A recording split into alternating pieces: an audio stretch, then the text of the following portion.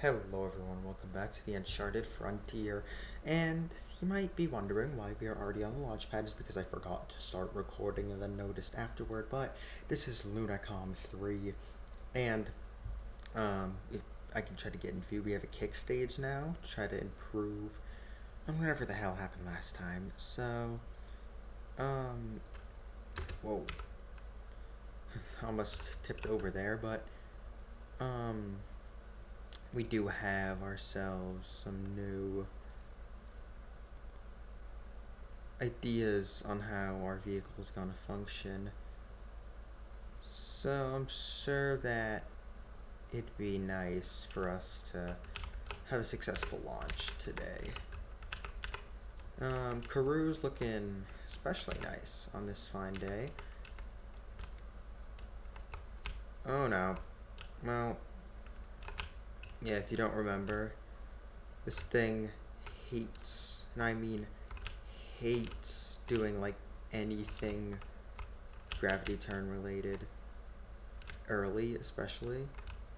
We found that out with Lunacom 1 in specific, but we get it right back on a good trajectory, and we didn't lose too much performance from that. Slight deviation from our regular trajectory. Obviously lost some, but nothing we can't compensate for with our new kick stage. But in the new, we can ditch our solid rocket boosters and continue our ascent strictly by the E1. Now that we have that separated, we can start the burn of our, what is this, an LR? Yeah, an LR91. Which will get us to roughly 100-ish kilometers, kilometers above the surface of the Earth. Okay, so now that we have separation, we can start extending some of the solar panels that came with the spacecraft. These panels are incredibly delicate, so we don't want to get them messed up too much, but they're just the default surveyor panels. That was one of the main changes with this design, along with the kick stage you can see here now. But enough of the rambling. I do gotta focus to get this thing into a stable orbit, which will, okay, that's a bit of a larger orbit than I expected, but I think it'll actually work out, because I feel if we keep burning along that, no, it won't. Okay, well, we tried, but we have a locked guidance right now, don't we? So we're just gonna need a bit of antenna deploy here, but we're actually gonna block hydrazine from the spacecraft here, just for safety, so we can have maximum influence on our orbit. So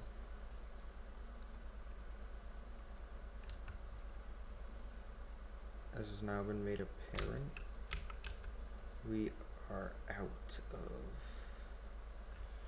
of juice for this rocket motor. Well, interesting. Okay. Well, with the 970 we have in the kick stage of this vehicle, so we can probably push ourselves out to the moon.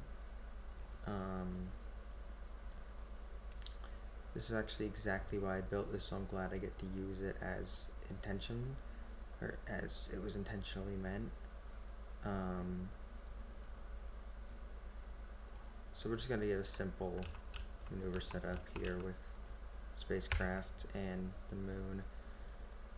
So we're just going to start our burn just about now. We don't need any specific, maybe a bit of a push forward via RCS would be nice, but in hindsight we don't need it, so we're just going to continue using the fuel we've mounted to push us toward the moon. And what's actually really interesting about this mission is we will be trying a new descent profile than we did last time, which is a direct descent. No encircle, no none of that. Just straight up pop into lunar space and call it a day. Our landing site is not really decided. We do want it to be in one of the mares on the lunar surface, but with our luck, we do not know how possible that will be, so we're just going to time warp our positioning down to roughly, well, not roughly, just a good amount over the moon's surface. This thing could easily become an orbiter if we really wanted it to, but you know what we're going to do just for safety? We're going to transmit some data from the spacecraft, uplink it, just so we can call it a day there, but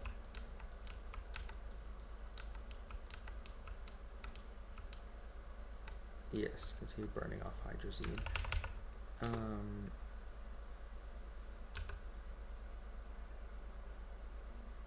So it appears that if we were to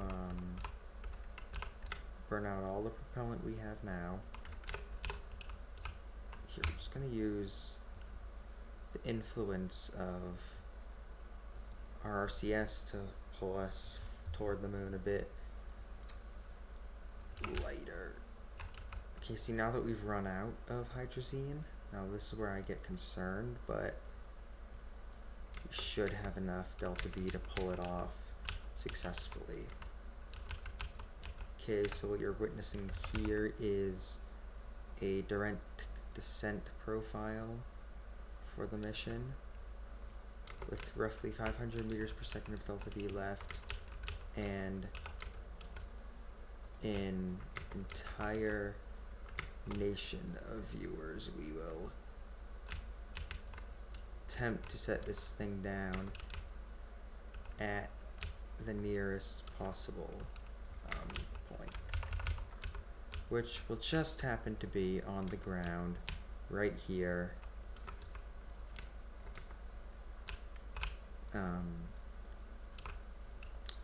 These landings are always a bit bad without the control of our spacecraft to guide them down, but it is completely fine, as we will not be needing that kind of influence. I always said we're going to go one mission finally without failure, but as we've learned, that will literally never happen. So we're just going to pull ourselves backwards, I think. No, retrograde, but and we impact the lunar surface at very high velocities, but somehow we managed to, I guess we're not going to manage to survive this, but maybe we will. And we will, it appears. We're just going to have some rough impacts on a few rocks, but we will actually set ourselves down with access to solar power right about here. Now it's just a shutdown of the engines, and we can finally get to what we were meant to be doing here. Logging temperature data, which we're still in the lunar lowlands, it appears. Same biome as here. Unfortunate. But this antenna will be able to transmit new info from our landing site that we will get to image, which I don't think we've ever actually done before. We haven't done a telemetry report either, so we can uplink that real quick while the surface of the moon is imaged in good quality. So this is today's first mission. First of, I'm thinking maybe 3.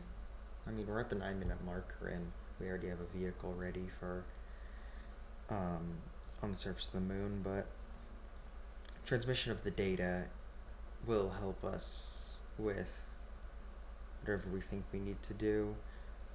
This vehicle will now sit here dormant on the lunar surface. Here we'll redeploy the antenna so we keep communications with it. From all the way out here, Lunacom 1 and Lunacom 3 have been landed on the surface of the moon. And I think the image for today will be... Oh, that looks good. Yeah, that looks good, okay. So that will be today's thumbnail. If you're curious, I take these literally midway through. So now to the Space Center. I don't know how much science we got from that, probably wasn't much, but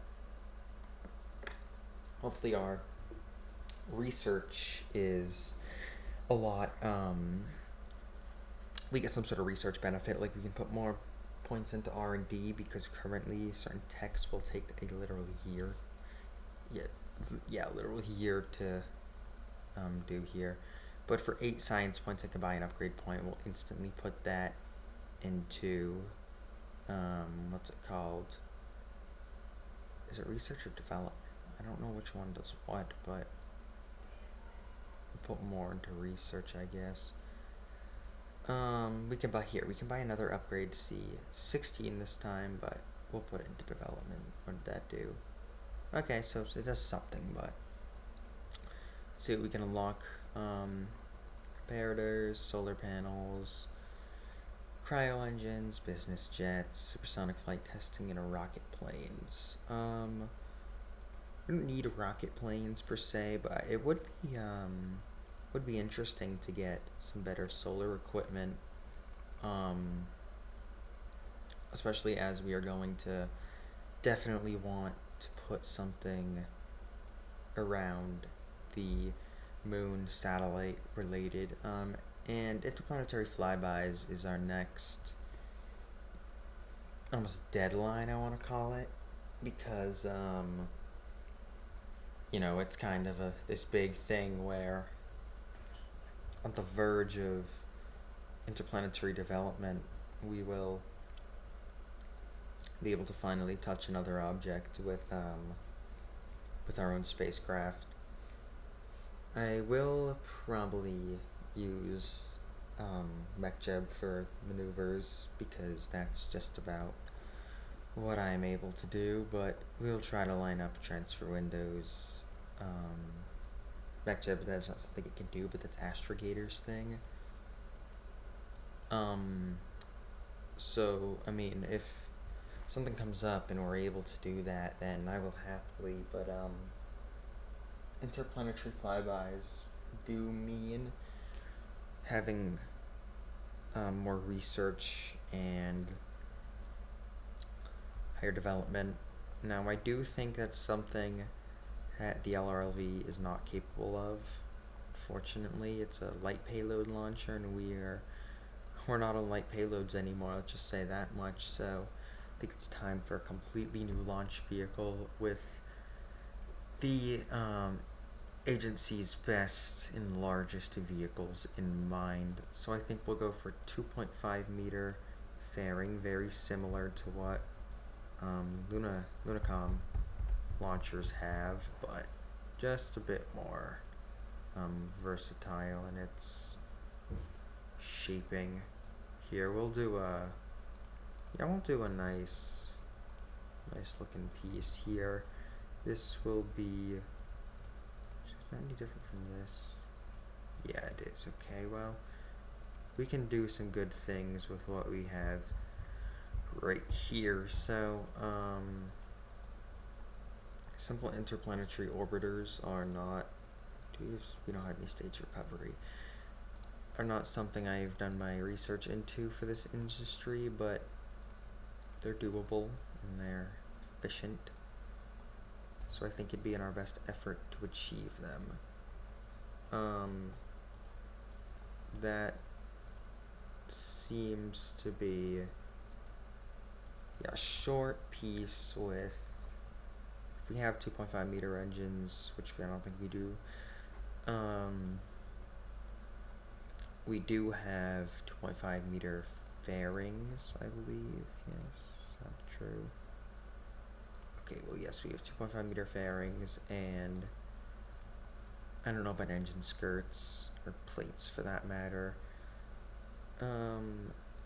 Separators. Yeah, we might be stuck to the one. Here, let's make a better modification of the L1 LV, make the L2 LV. Just something we can work toward instead. So we're just going to keep the header piece here. Just erase the rest of the vehicle. Yeah, you can see 2 meters is a bit too thick here. But if we grab something, yeah, let's actually just grab Lunacom, because Lunacom is something that can provide us details. So what's that? It's a 1.5, so we're just going to remove the entire bottom of the spacecraft and make that fairing adapter. Even remove all the payload of the fairings. That fairing adapter is our new base. We can put a lengthly tank on it, or we could put something nice and short, alright, which I'm thinking we'll go with, just so we know what we are working with in this. So if I could find a tank that'll fit it nicely, like this one, and yes, I give it a shorter stem. And interplanetary flybys do not, to my knowledge, unlock any kind of variant vehicle. So we will have 4,000 meters per second in a vacuum. It's actually incredibly good, especially coming from such a short piece like this. So we will actually use that, and under it, as our engine skirt, use a 1.5 meter separation mechanic. So this will become our kind of separation for the spacecraft, and we will put, yeah, let's find an actual 1.5, no, that's not right. Okay, well, 1.85, no, too big. That seems nominal in size. So, but it's like centered. It's weird. Here we can use a 1.25 meter. No one will really care or notice. So, kind of push that up into the upper of the spacecraft, and we can just use some heavy duty struts to connect the parts of the vehicle together. Almost something like that, so it still looks semi-normal. And now to kind of pull it all together, we're going to introduce a lot more thicker staging than our prior vehicles used. Just, you know, thicker staging will give us more quote-unquote ability in the field of rocketry. Yeah, let's actually redo our, like that. So now we have a very odd looking rocket, but sure, it's odd looking and all. It would sport a it could sport an A7 too. That would be an interesting decision. An A7 in the form of, yes, you know, that wouldn't work because it's too much weight put down on that one piece of the spacecraft. So I think what we could do is grab, the E1 is still an incredibly powerful engine regardless of what we say, so it would be smart to still use the E1.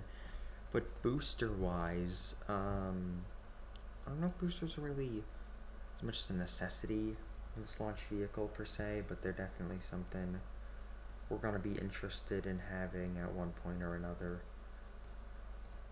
So I think we'll go with solids for this launch vehicle. It's a big rocket booster for what we have unlocked. But something like the Orion here, like something nice and simple like this would be really efficient at getting off the ground into Mars or wherever we're on. Mars, could be Mercury, could be Venus, could be Jupiter, could be Saturn, right? Anywhere around the solar system. But I think how we're gonna end this episode off is by sending a vehicle on its way, and almost just giving a farewell to whatever vehicle we do decide to send off. And I mean, yeah, those look about right for the vehicle we're trying to build. And if we combine all of it, we do get a decently successful launch vehicle. And if we want to open the fairing and design our probe now, we will do so. We're just going to use some simple, very, very simple remote guidance parts for this. Thinking an actual probe core would look nice. Something small that's easily maneuverable, kind of like this. Yeah, this will work. Make it silver to match with some of our other, foily bits of this build. For antenna, this is a mounted antenna. So it should have sufficient comms to go to great lengths around the solar system. We will give it those classic surveyor panels,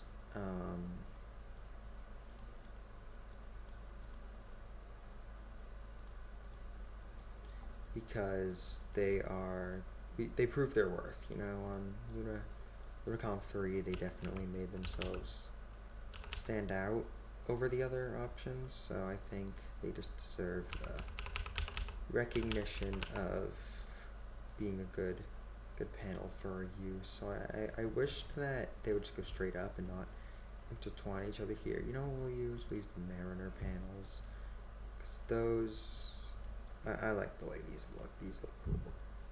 So we're just gonna kind of position them across the craft, tract them up. And then for other components, we will put a thermometer on this side of the spacecraft, almost tuck it in there, and a camera on the other, just to get some nice imagery of whatever planet we may go to. And speaking of which, our first launch of this vehicle will be very soon. We will actually name it just nice and simple, something along the lines, I'm thinking Roman mythology. I'm thinking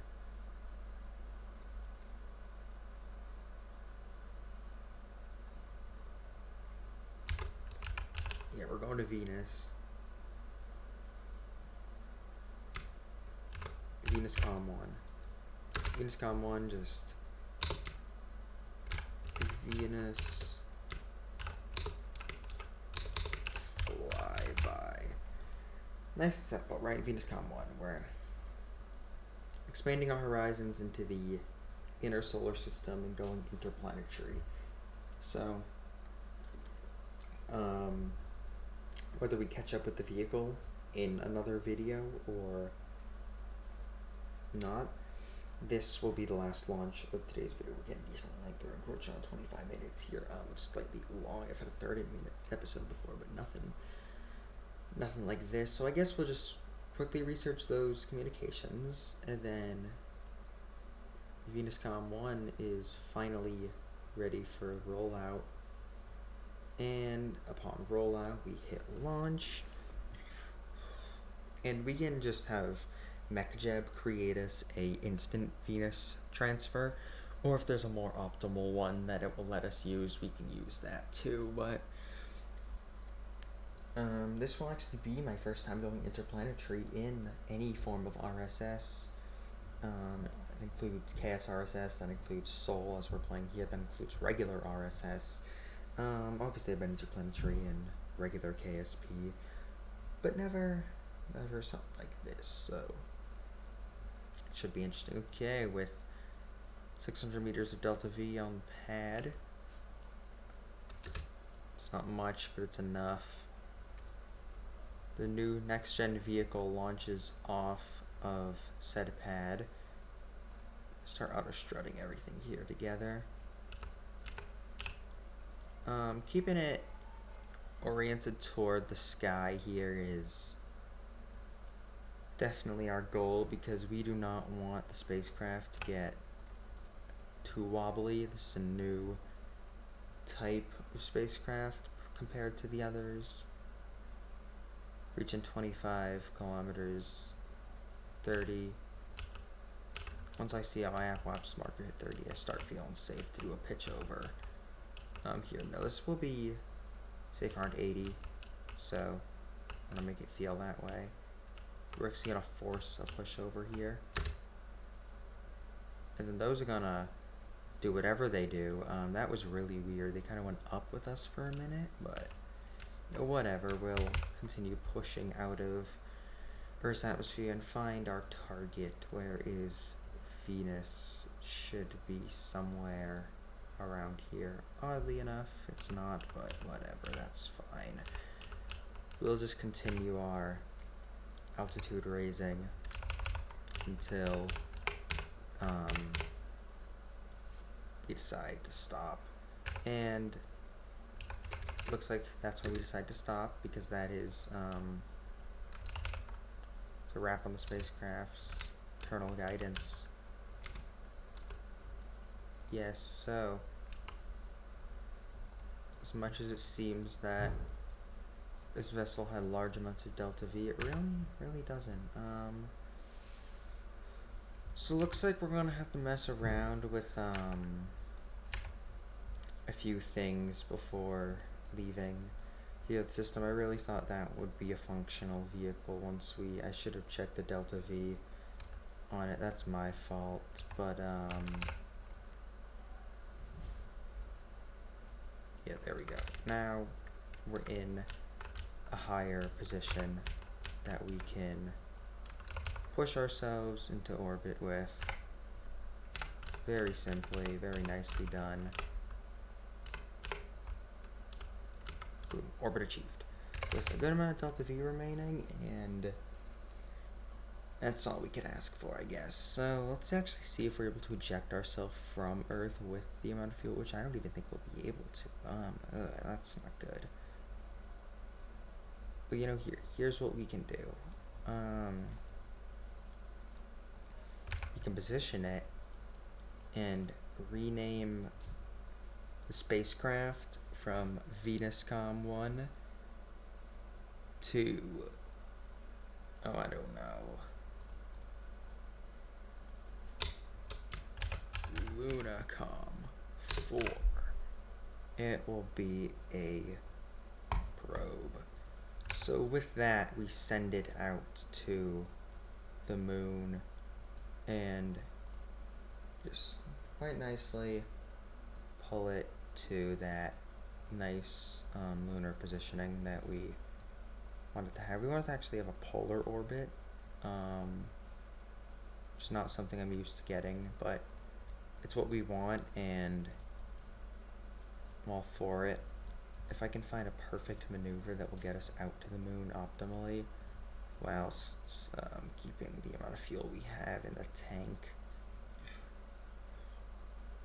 which I don't think is very doable, unfortunately. So what I think I'll do with this spacecraft is rename it once more to HomeCom 1. This will just be our Earth communication satellite. Nothing out of the ordinary. So push it to a higher orbit, which will be high enough. And then we will time warp to that position. It's obviously rotating out of control, but on a spacecraft like it, we have no power. That's just lovely. Okay, well now we're gonna give it a better orbit, which if you can see, it now has, and we will ditch. We can't ditch it. Okay, so now we're just kind of stuck to it in space. We'll take some film photos. Why not? Can only recover them. That's upsetting. Can't even get science out of it. So I'd say it might even be a better idea to just scrap the mission as a whole and have it burn up in Earth's atmosphere. Or not, because I guess we don't have the fuel for that.